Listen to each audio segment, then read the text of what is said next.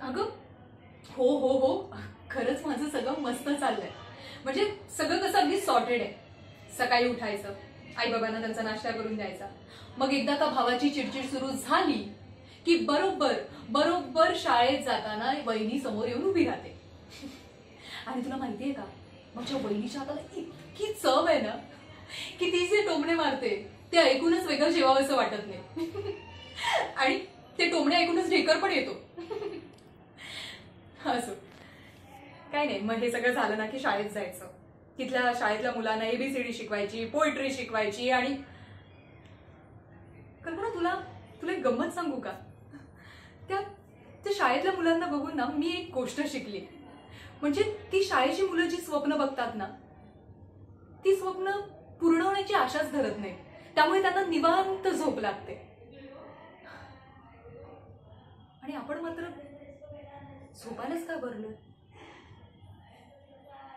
म्हणजे आपण जे स्वप्न बघतोय ते पूर्ण होईल का?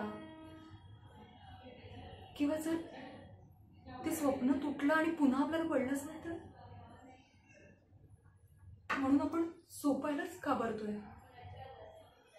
स्वप्न किती महाग झालंय ग.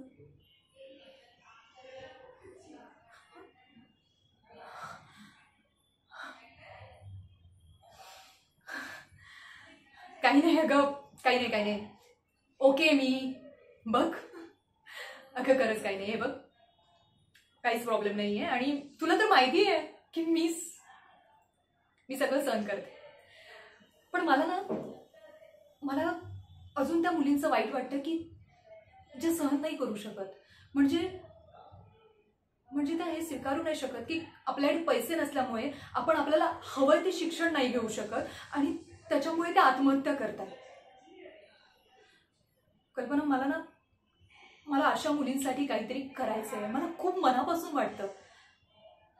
म्हणजे शिक्षणाचा बाजार मांडणाऱ्या या लोकांच्या मंडळीत आपल्या हक्काचा तराजू रिकामा होताना मला नाही बघवत आहे अगं. अगं तुला एक सांगू, मला माझे बाबा नाही आठवत, पण माझे बाबा त्यांच्या डायरीत एक वाक्य नेहमी लिहून ठेवायचे आणि ते माझ्या डोक्यात इतकं बसलंय ना.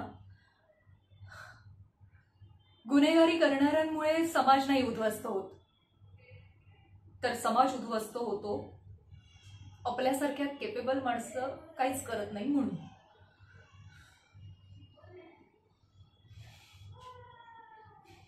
बरोबर बोललीस. आपण काय करणार? आपण काहीच करू शकत नाही. काहीच नाही. ऐक ना कल्पना, ऐक ना.